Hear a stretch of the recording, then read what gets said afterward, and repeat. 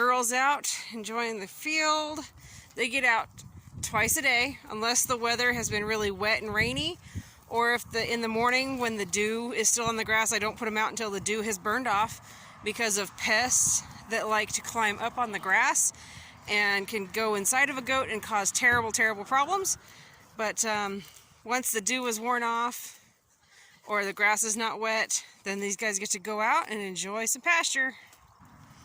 And they're only out here when we can monitor them. We don't leave them out here and take off because we have a road that runs along our property.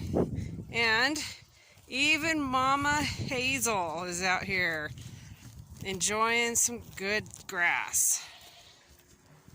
Tonight actually will be the first night that we separate her and Cinderella overnight. We're going to start milk sharing, so I will milk her in the morning.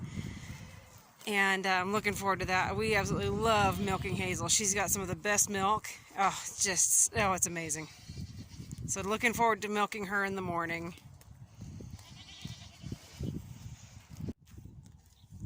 This is probably the healthiest this pasture has been since we've lived here.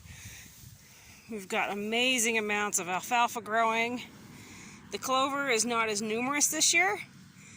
I think it was 3 years ago, the clover literally took over.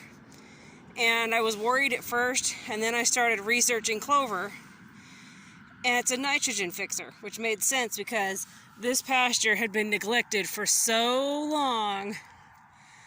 The soil needed help, and Mother Nature, however it works, loaded us with clover for about 2 years. It was loaded. I mean, I'm talking loaded. You hardly saw any grass. And then last year it started to back off, and we saw more alfalfa come in, which is probably from the goats' deposits and from the hay that we feed out here seeding. And we have this amazing natural grass that's come in. This is actually probably a yard grass, to be honest, on this one right here. And look, here's plantain growing. There's white clover, and in here, it's a bit early, but there's also the purple clover in here. Look at this. We got dandelions. It's a sign of a healthy field. There's a variety of grasses and weeds growing now. There's still areas like this right here.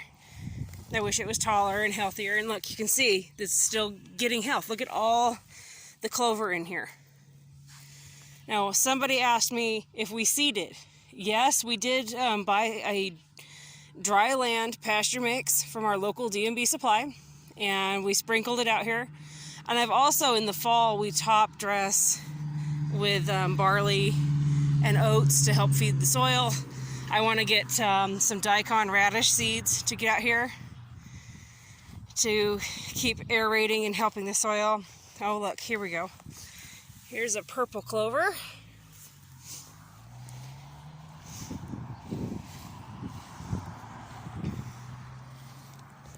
We still have issues right here with it being dry. The irrigation's not getting in here. So I've got to fix and redirect my irrigation. Anywhere in your pasture that's dry and not growing is not doing you any good. If it's not growing, you're not feeding your animals.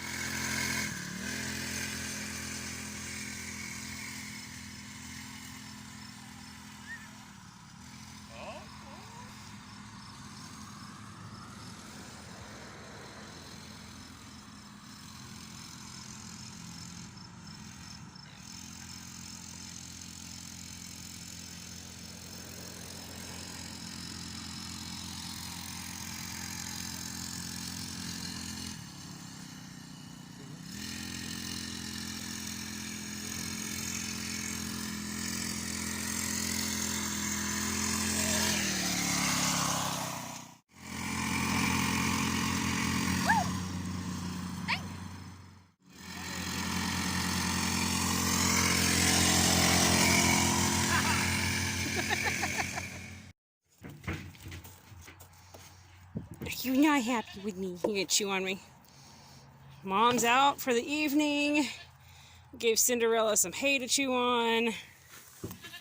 But she's like, hey, where's Mom? Get to see her again. So Mom's actually gonna go in. So Cinderella's here. Mom's gonna go in this pen tonight with Kelly, Hazel. No, yeah, Hazel, yes. Cinderella is in this pen. Hazel is going to go in this pen when they come in with Aurora, Z, and Kelly. So that way she's still right here next to Cinderella. Are you protesting?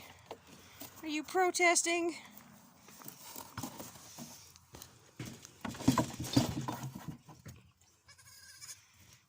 Let everybody know you're unhappy with this situation.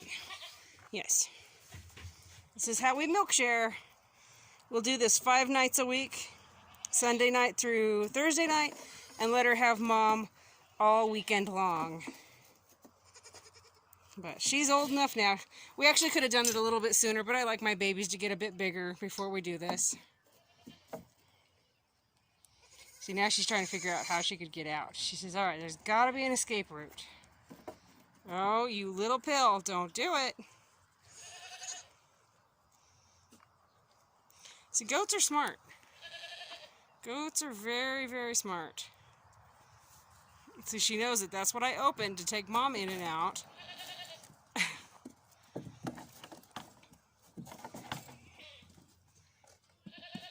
Well.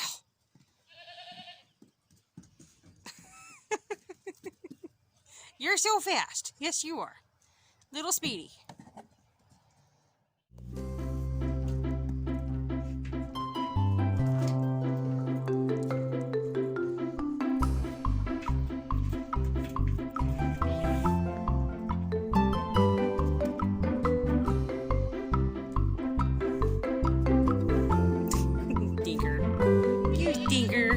Chew on me. That's me you're chewing on. Me. Little pill.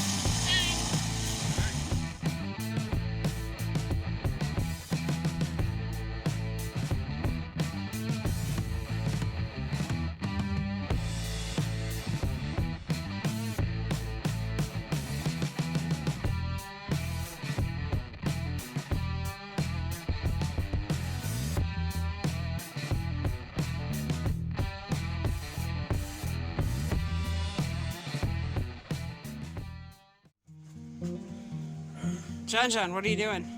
Writing codes. You're writing codes, and what do those codes do? Turning the light off and on, so I put it to 1000, then I'll take 1. You're learning how to code for lights? Yeah.